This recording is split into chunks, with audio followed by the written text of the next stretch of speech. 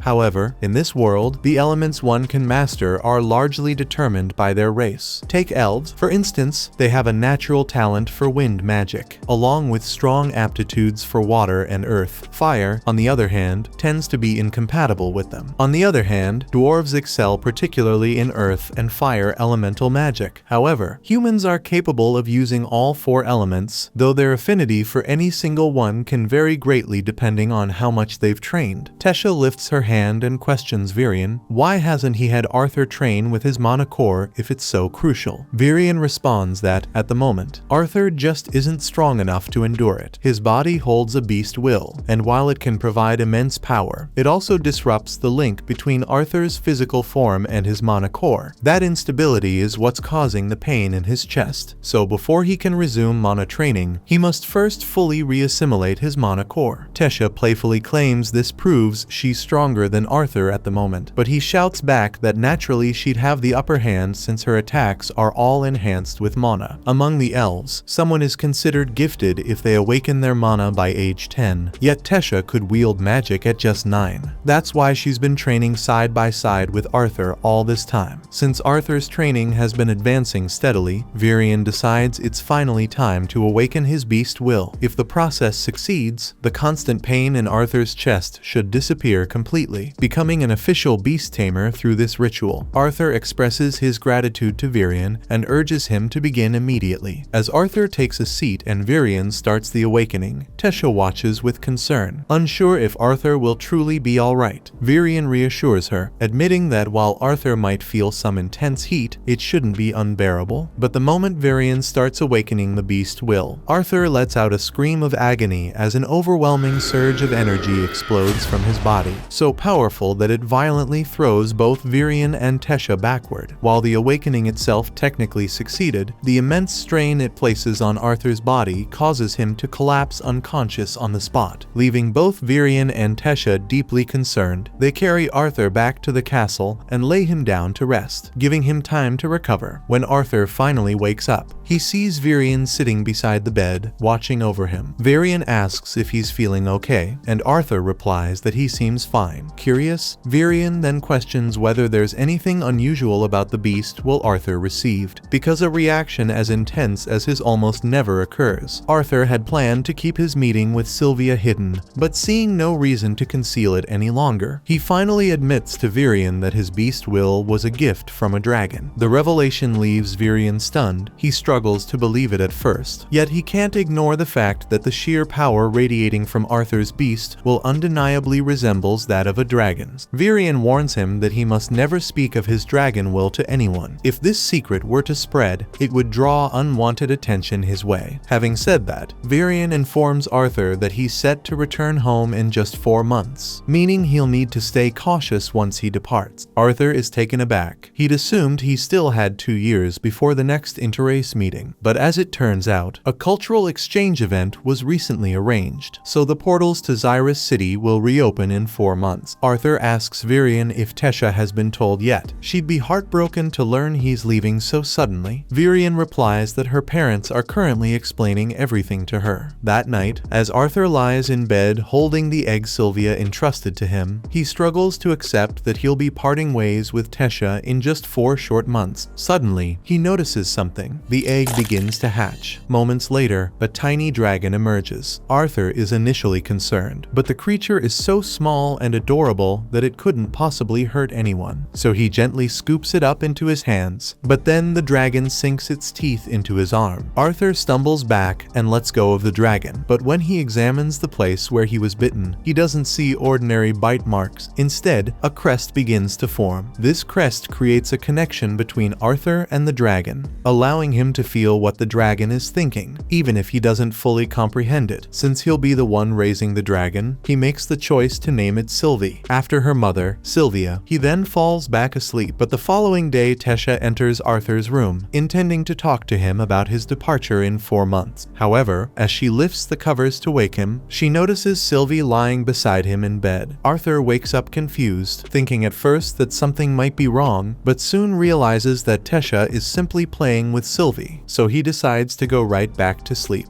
That same day, Arthur and Tesha head to the training grounds for their session with Virion, with Tesha doing her utmost to win Sylvie's affection. However, after nearly squeezing her too tightly earlier, Sylvie keeps her distance from Tesha. When they finally spot Virion, and the moment he notices Sylvie on Arthur's head, he almost has a heart attack, never having dreamed he'd witness a real dragon in his lifetime. As Tesha keeps playing with Sylvie, Arthur explains that Sylvie only hatched because of the beast will awaken awakening he experienced the day before. He worries that having Sylvie around could cause trouble. If people figured out she was a dragon, it would be disastrous, but Virion reassures him, saying there's no need to stress over it. Dragons are little more than legends these days, so nobody would ever guess Arthur's little companion is actually one. All he has to do is pass her off as some rare creature that simply resembles a dragon. Putting that aside, it's time for them to start today's training. Virion informs Arthur that now that he's awakened his beast will, he'll need to train both his beast core and mana core at the same time, and the most effective way to do that is through real combat experience. With that, Virion begins to transform. Once the transformation is complete, he announces that Arthur's training begins immediately. Arthur prepares for an attack, but Virion merely takes a single step forward and disappears. Arthur attempts to defend himself, but tracking Virion's movements proves impossible. He has no clue where the attack might come from. He senses Virion's presence lingering nearby, yet despite his best efforts, he can't detect even the slightest hint of his location. It's an incredible skill, but Arthur isn't eager to get pummeled just for a demonstration. Without hesitation, he throws his hands up in surrender. The moment he does, Virion materializes behind him and Arthur is frustrated because fighting him is just too unfair. Virion could have struck Arthur at any moment during that exchange, and Arthur still wouldn't have had the slightest idea where he was.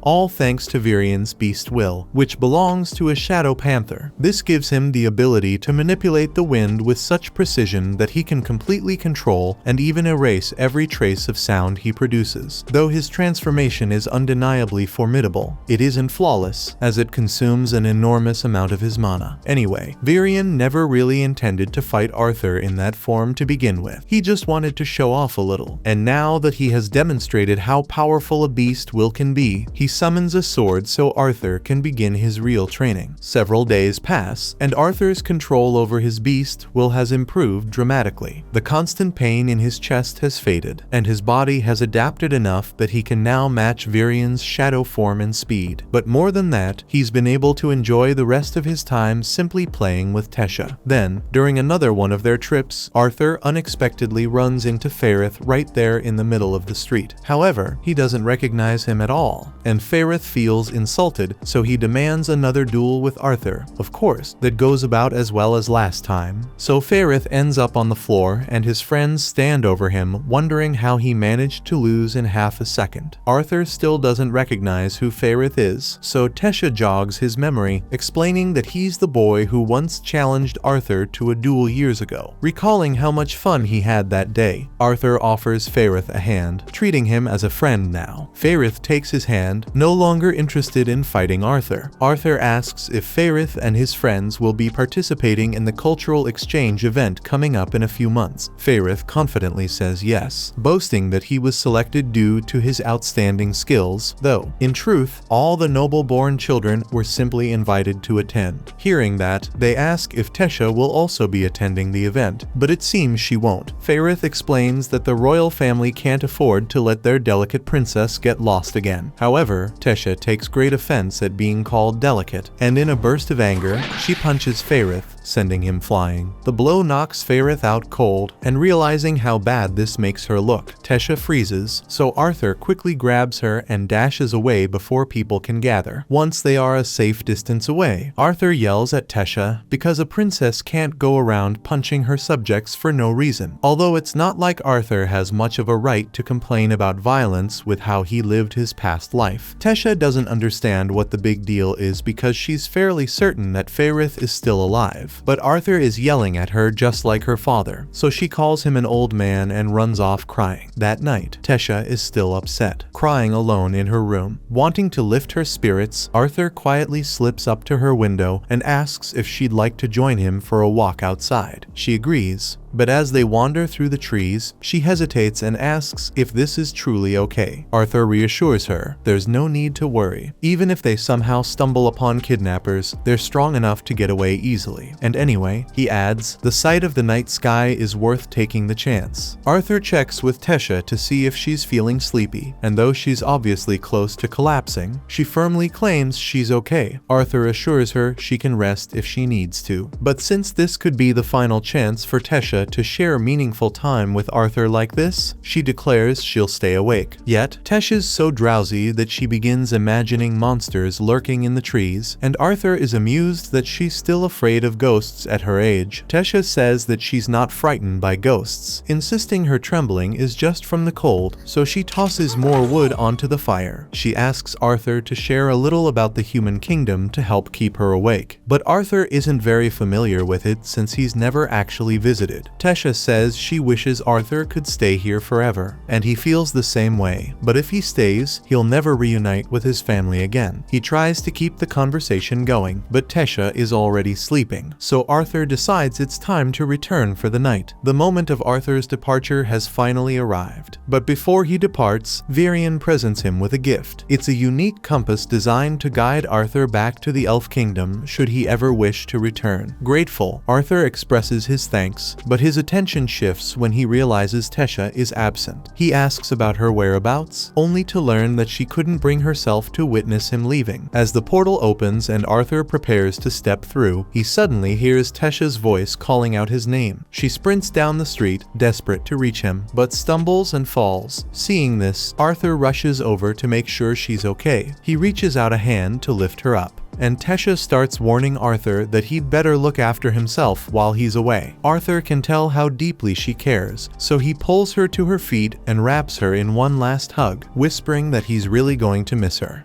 Upon reaching the city of Xyrus, Arthur is reunited with his parents and discovers he now has a younger sister named Elena. For years, Alice and Reynold have been sharing stories about Arthur with her, so she's thrilled to finally meet him. Once they step inside, Alice quickly starts questioning Arthur about his well-being. The last time they spoke, he had mentioned feeling ill, so she's eager to find out if he has recovered. Arthur reassures her that he's fine and there's no need for concern, though he still has plenty to share. He then recounts everything that happened after being separated from his family, though he carefully omits any mention of meeting Sylvia or inheriting her beast will. Instead, he tells them about encountering Tesha and describes the time he spent in the Elf Kingdom while recovering from his illness. Alice questions whether he's truly okay, warning him that if his condition were to worsen again, they wouldn't be able to treat him here. Arthur, however, insists that won't happen. Since he can't reveal the truth about his beast will, he fabricates an explanation, claiming his illness was due to awakening too early, which destabilized his mana core. Though it bothers him to deceive his parents, Arthur knows it's necessary, until he grows strong enough to handle any potential dangers. Revealing everything would be too risky. At that moment, Reynold catches sight of Sylvie and asks Arthur about her origin. Arthur quickly fabricates a story, saying he discovered Sylvie inside a mana beast's cave. From that point on, he chose to take her in and made her his pet.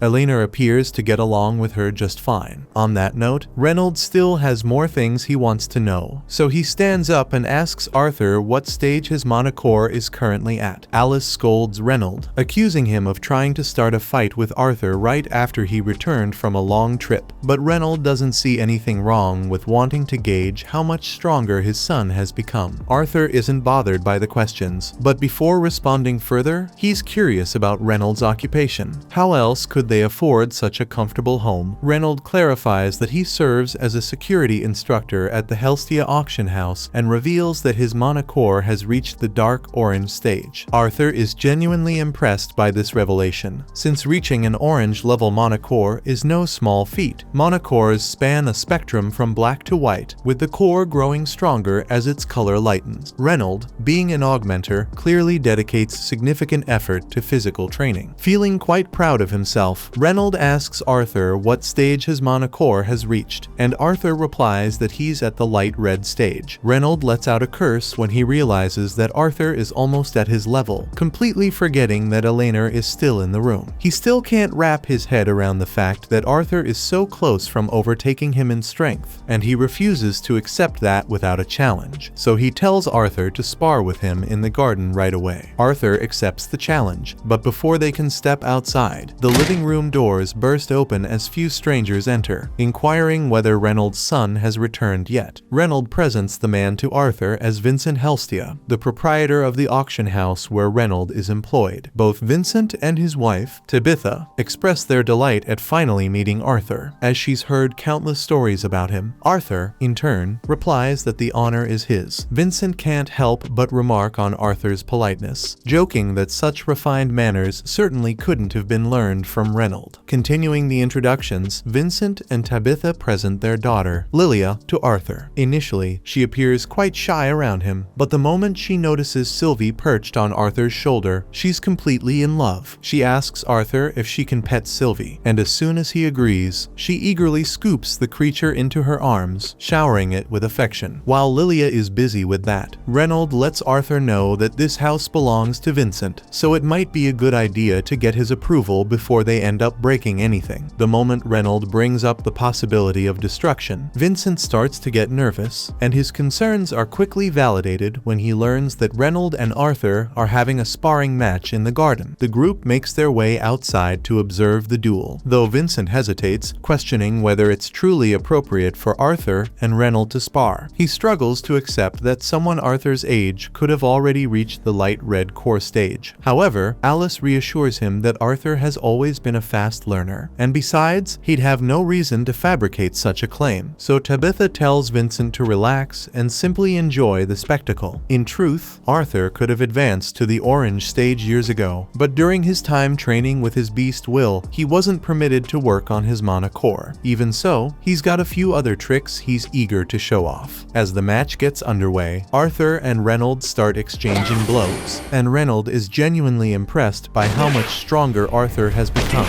though he still manages to overpower him when it comes to raw strength. Eventually, some space opens up between them, and Reynolds says he wants to take things up a level, igniting his hand in flames and telling Arthur he still has a chance to back out if he wants to. In this world, every mage possesses an elemental affinity, a type of mana they resonate with most naturally. While conjurers can effortlessly wield their aligned element, augmenters typically struggle to do the same. That said, there's a notable exception. Once an augmenter advances to a high enough level, they gain the ability to recognize their elemental compatibility and channel it to enhance their physical strikes. Reynolds has become much harder to handle after imbuing his body with fire magic.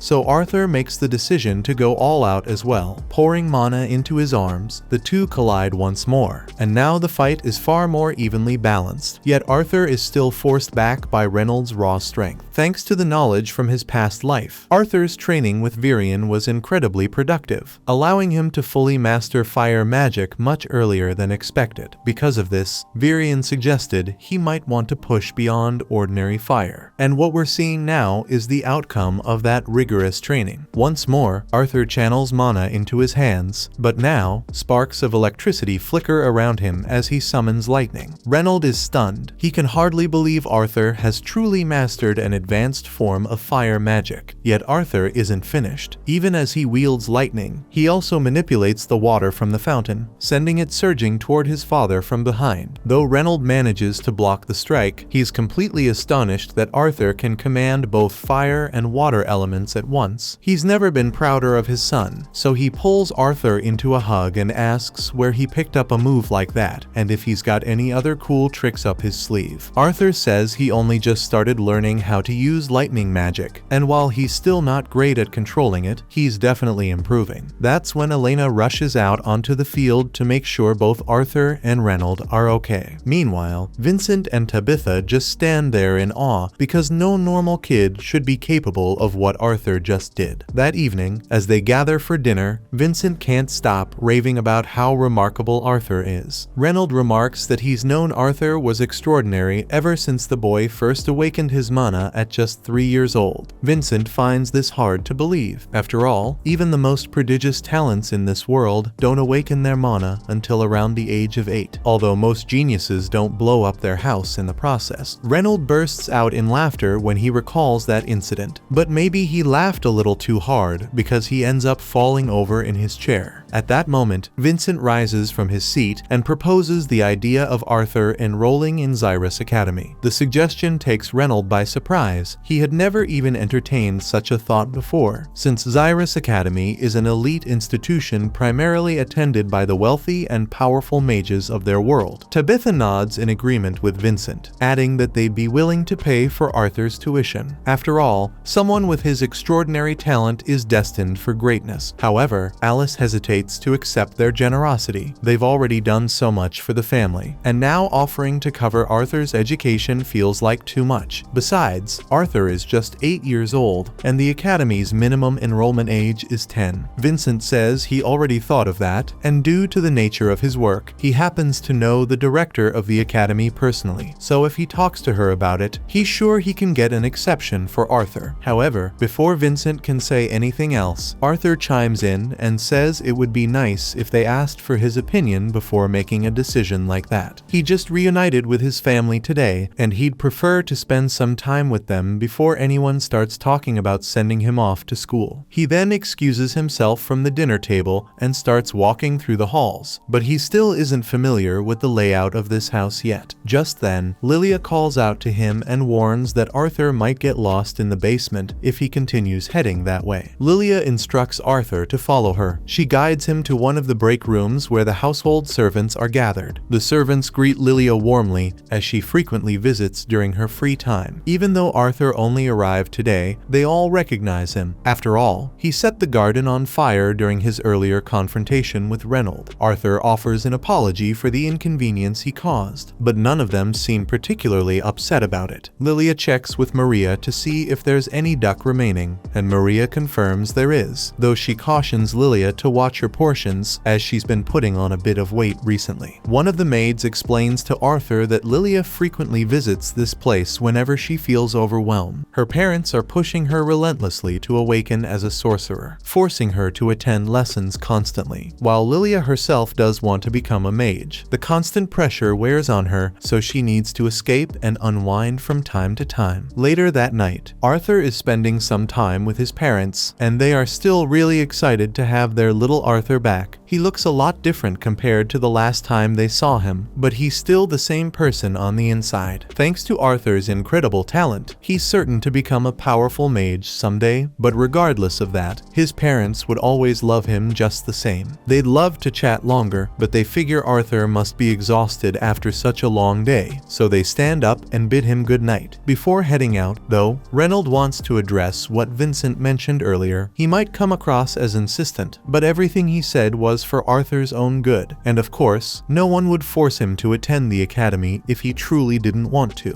The following morning, Arthur wakes up in a hurry and dashes downstairs. He's got visitors waiting to see him. The Twin Horns squad had caught wind of Arthur's return and decided to drop by for a visit. While Arthur's delighted to reunite with them, Angela's even more thrilled, immediately sweeping him up in a tight hug. After Angela finally releases her grip, Arthur exchanges greetings with the rest of the group. But then, without warning, Jasmine begins running her hands over Arthur's body, inspecting him closely. It might seem a little strange, but she's just making sure Arthur didn't sustain any injuries. Once she's certain he's alright, she hugs him and says sorry for what occurred. She feels responsible for failing to protect Arthur when he got separated from the others that day, so seeing him unharmed brings her immense relief. After some time passes, everyone finally settles and so they can all catch up, and Arthur is taken aback when he hears that the Twin Horns actually stayed for a while in the distant city of Estiston. They landed a highly profitable job there, but in the end, they had to return to the capital for another mission. Listening to their stories made Arthur understand just how little he actually knows about the kingdom of Sapin, not to mention the vast continent of Dickathon. Becoming an adventurer could be a great way to explore the world, but that would require leaving his family behind once more, and he isn't entirely sure he's ready for that.